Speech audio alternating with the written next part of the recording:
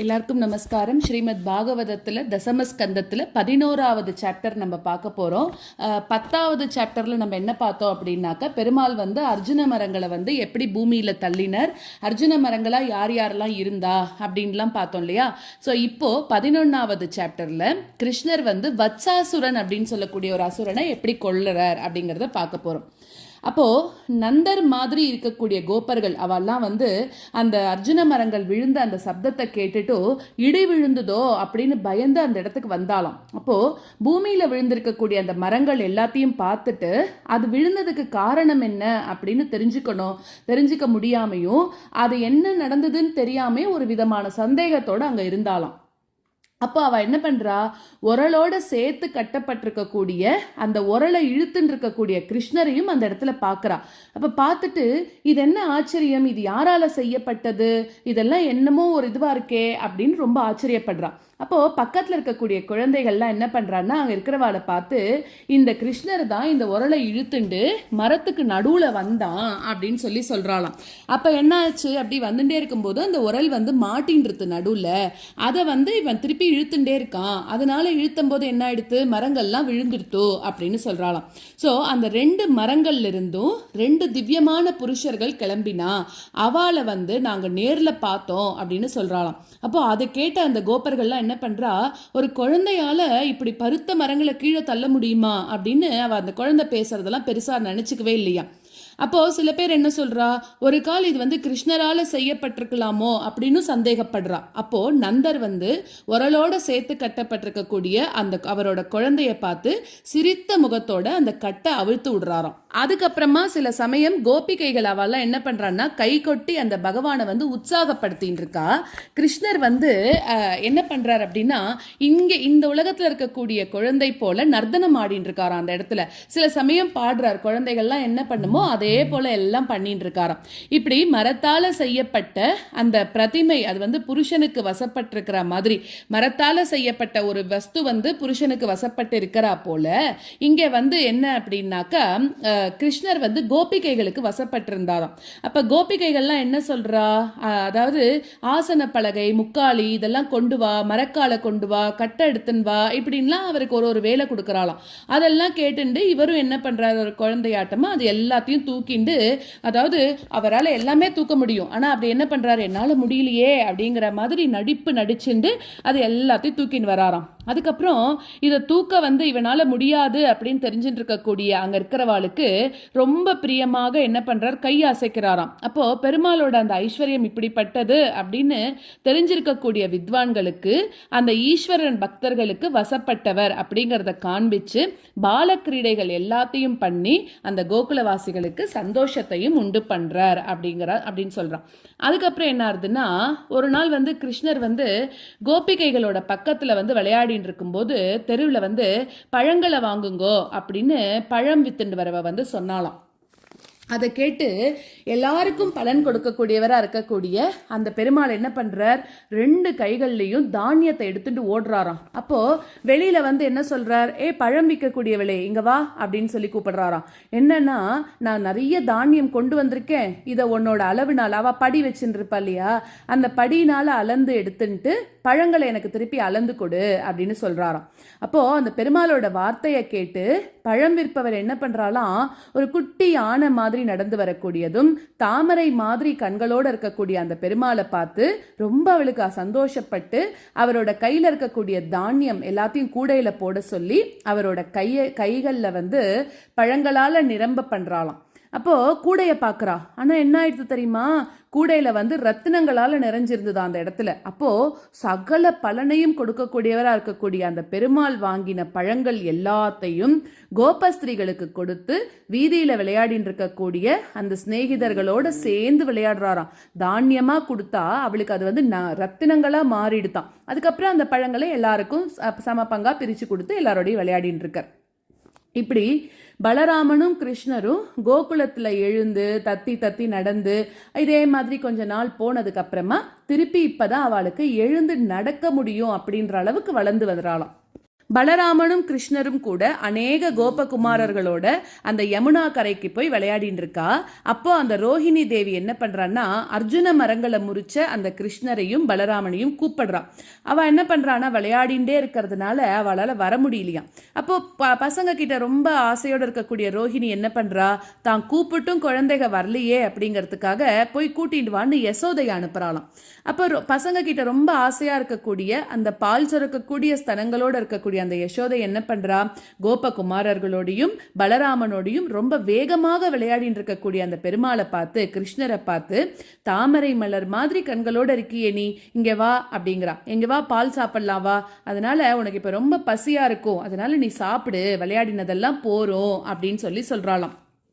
நீ கார்த்தால சாப்பிட்டியே, இப்ப எவ்வளவு நேரம் விளையாடிட்டு இருக்க, உனக்கு உடம்பு களைப்பா இருக்கும், அதனால உன் தம்பி அழைச்சிட்டு சீக்கிரம் வா அப்படின்னு சொல்றான். அப்போ நந்தகோபர் போஜனம் பண்ணணும் அப்படின்னு உன்னை எதிர்பார்த்துட்டு இருக்காரு, நீ வந்தாதான் அவர் சாப்பிடுவாராம் அப்படிங்கிறா. ஸோ எங்களுக்கு நீ ஆசையா நீ வந்துடு அப்படிங்கிறா. நீ நீங்கள்லாம் அந்த குழந்தைகள் மற்ற குழந்தைகள் எல்லாம் பார்த்து நீங்கள்லாம் உங்க ஆத்துக்கு போங்கோ, திருப்பி அப்புறமா விளையாடலாம் அப்படிங்கிற மாதிரி சொல்லி அனுப்பிச்சிடுறாளாம். ஸோ பெருமாளை பார்த்து சொல்றா, உன்னோட சரீரம் ரொம்ப புழுதியா இருக்கு, அதனால புளி போட்டு காய்ச்சின அரப்பு தைலம் இது எல்லாத்தையும் வச்சுண்டு ரொம்ப நாழியா உன்னை நான் எதிர்பார்த்துட்டு இருக்கேன், நீ ரொம்ப நாழியா விளையாடின்னு இருக்கியே, அதனால குளிச்சுடு, இன்னைக்கு உன்னோட ஜென்ம நட்சத்திரம் வந்திருக்கு, அதனால நீ என்ன தெரியுமா பண்ணணும், மங்கள ஸ்நானம் பண்ணி சுத்தனாக பிராமணர்களுக்கெல்லாம் பசுக்களை போய் தானம் பண்ணிட்டு வா, உன்னோட தோழர்கள் எல்லாரையும் பாரு, அவெல்லாம் என்ன பண்றா, அவளோட அம்மாக்கெல்லாம் அவளுக்கு ஸ்நானம் குளிச்சு விட்டு இருக்கா, அதனால நீயும் போஜனம் பண்ணிட்டு அலங்காரம் பண்ணிட்டு போய் விளையாடு அப்படின்னு சொல்லி யசோதை கூப்பிடுறா. கூப்பிட்ட உடனே பலராமனையும் கிருஷ்ணரையும் கையில பிடிச்சுட்டு அழைச்சிட்டு அவளோட வீட்டுக்கு போய் 2 குழந்தைகளுக்கும் மங்கள ஸ்நானம் பண்ணி வைக்கிறாளாம். அதுக்கப்புறம் ஒரு சமயம் நந்தர் மாதிரி இருக்கக்கூடிய கோபர்கள் அவெல்லாம் ஒரு கூட்டம் கூடி அந்த பிருகத் வனத்துல ரொம்ப உட்பாதங்களை அனுபவிச்சுட்டு இருந்த அந்த கோகுலத்தோட நன்மையை பற்றி யோசிக்க ஆரம்பிக்கிறா. அதாவது கிருஷ்ணருக்கு பிருந்தாவனம் போய் விளையாடணும் அப்படின்னு சங்கல்பம் உண்டானதுனால அந்த கிருஷ்ணரே அந்தர்யாமியாக இந்த கோபர்களை தூண்டி விடுறாராம். அந்த கூட்டத்துல ஞானத்துல சிறந்தவரும் வயசுல முதிர்ந்தவரும் தேசம் காலம் காரியம் இது எல்லாத்திலையும் உண்மையை தெரிஞ்சின்றவரும் ராமனுக்கும் கிருஷ்ணருக்கும் அனுகூலத்தை செய்யக்கூடியவருமா இருக்கக்கூடிய உபநந்தர் அப்படின்னு சொல்லக்கூடிய கோபர் மத்தவாளை பார்த்து, கோகுலத்துக்கு கெடுதல்கள் வரப்போறது அப்படிங்கிறதுனால எனக்கு அதெல்லாம் தெரிய வருது, அதனால கோகுலத்துல இருக்கு கோகுலத்தோட நன்மையை விரும்பின நம்ம எல்லாரும் இந்த இடத்துல இருந்து வேற இடத்துக்கு போகணும் அப்படின்னு சொல்றாராம். குழந்தைகளை கொல்பவளா இருக்கக்கூடிய ராட்சசி கிட்ட இருந்து இந்த குழந்தைக்கு கெடுதி வராமல் இருந்தது ரொம்பவும் நம்ம எதிர்பாராம நடந்த விஷயம் அது.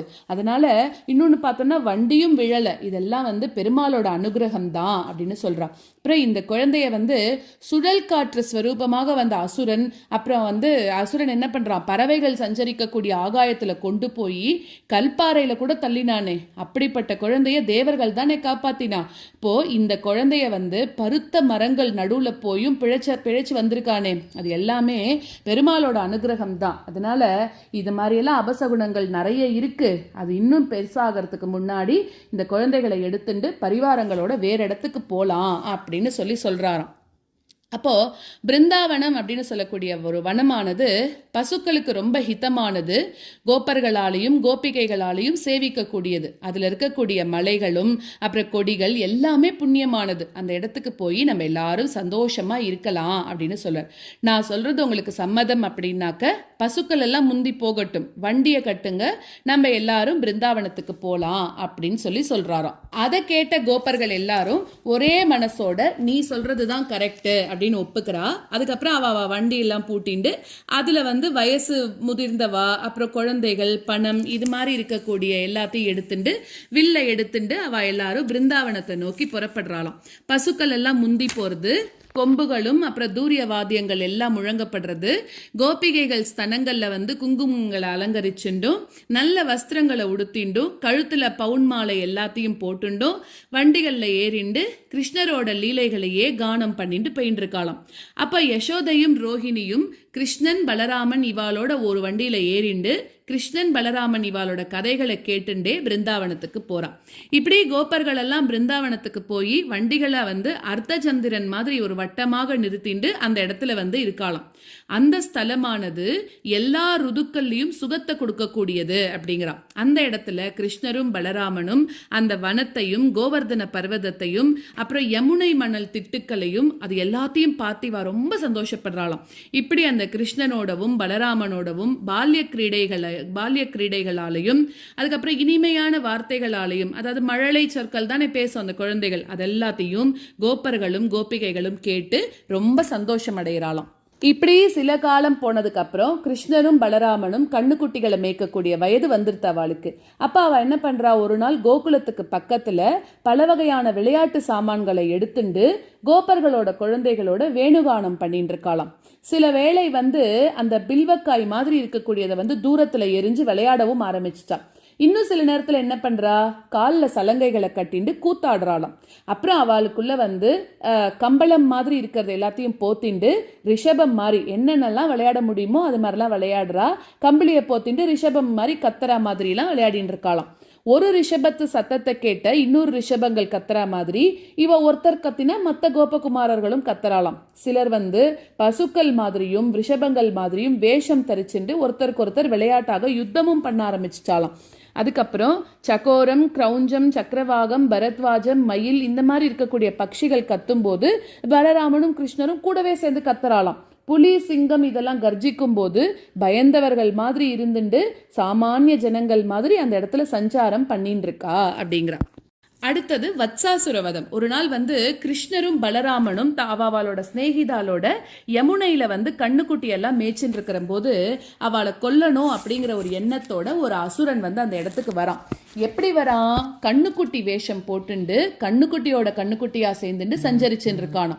ஆனா இவருக்கு தெரியாம இருக்குமா, இதை தெரிஞ்சுட்டு அந்த கிருஷ்ணர் வந்து பலராமனுக்கு மாத்திரம் அவனை காமிச்சு கொடுத்து எதுவும் தெரியாதவர் போல அந்த அசுரனோட பக்கத்துல போறாராம். அதுக்கப்புறம் கண்ணுக்குட்டி வேஷம் போட்ட அந்த அசுரனோட அந்த பின்னங்கால்களையும் வாளையும் சேர்த்து பிடிச்சு உயிரிழக்கும்படி சுழற்றி ஒரு விளாமரத்துல எரிஞ்சிட்டாராம். அதனால அடிக்கப்பட்டு விளாம்பழங்கள் எல்லாமே உதிர்ந்து போச்சான். ஸோ அந்த அசுரனும் என்ன பண்ணுறான், அவனுக்கு பெரிய சரீரம் இருக்குல்ல அதோட விழுந்துடுறானாம். அதை பார்த்த குழந்தைகள்லாம் ஆச்சரியப்பட்டு நல்ல காரியம் பண்ணியிருக்க அப்படின்னு வந்து கொண்டாட ஆரம்பிச்சிட்டாலாம். ஸோ அந்த மாதிரி இந்த வத்சரூபியா இருக்கக்கூடிய அசுரனோட வதத்தை தேவர்கள்லாம் பார்க்குறா. அவெல்லாம் ரொம்ப சந்தோஷம் அடைஞ்சு பெருமாள் மேல புஷ்பங்களை வர்ஷிக்க ஆரம்பிக்கிறா. இப்படி கிருஷ்ணனும் பலராமனும் சகல லோகங்களையும் காப்பாற்றக்கூடியவர்களா இருந்தா கூட கன்றுகளை மேய்ச்சிண்டு காலை ஆகாரத்தை எடுத்துண்டு திருப்பியும் சஞ்சரிக்க ஆரம்பிக்கிறாளாம். இப்படி அந்த வத்சாசுர வதம் முடிஞ்ச உடனே திருப்பி என்ன ஆகுறதுன்னா, ஒரு சமயத்துல கோபகுமாரர்கள் எல்லாரும் அவ கண்ணுக்குட்டிகளை வந்து தண்ணி காட்டணுன்றதுக்காக ஒரு குளத்துல எடுத்து ஓட்டிட்டு போறா. அப்ப அவளும் அங்க இருக்கக்கூடிய ஜலத்தை வந்து சாப்பிடுறாளாம். அந்த இடத்துல வஜ்ரத்தால அடிக்கப்பட்டு சிதறின மலையோட சிகரம் போல ஒரு பருத்த சரீரத்தோட இருக்கக்கூடிய ஒரு பிராணி அதை பார்த்தோன்னே பயந்து போயிடுறாளாம். அந்த பிராணி யாருன்னாக்க ஒரு அசுரன் வந்து கொக்கு வேஷம் தரிச்சுண்டு பெருமாளை கொல்லணும் வந்து அந்த இடத்துலயே இருந்தானாம். கூர்மையான மூக்கோட இருக்கக்கூடிய அந்த கொக்கு வேஷத்துல வந்த அந்த அசுரன் வந்து கிருஷ்ணரை அப்படியே சாப்பிட ஆரம்பிச்சிட்டானாம், முழுங்க ஆரம்பிச்சிட்டானாம்.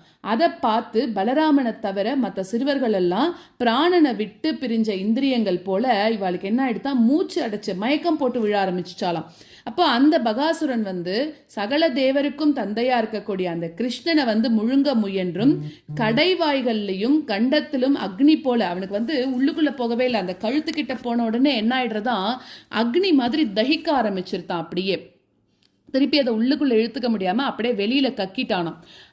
எந்த ஒரு கெடுதியையும் அடையாம இருக்கக்கூடிய அந்த கிருஷ்ணனை மூக்கால கொத்தி கொன்னுடணும் அப்படின்னு நினைச்சு அவருக்கு பக்கத்துல போறான். அதை பார்த்த கிருஷ்ணர் வந்து தன்னோட 2 கைகளால கம்சனோட தோழனா இருக்கக்கூடிய அந்த அசுரனோட மூக்க பிடிச்சு சிறுவர்கள்லாம் பார்த்துட்டே இருக்கும்போது வீரணம்னு சொல்லக்கூடிய திருணத்தை கிழிக்கிற மாதிரி விளையாட்டாக அதோட பீக்ஸை கிழிச்சிட்டாராம். ஸோ சாதுக்களை காப்பாற்றுறவரா இருக்கக்கூடிய பெருமாளோட அந்த சரிதத்தை பார்த்து தேவர்கள் எல்லாம் சந்தோஷப்படுறா.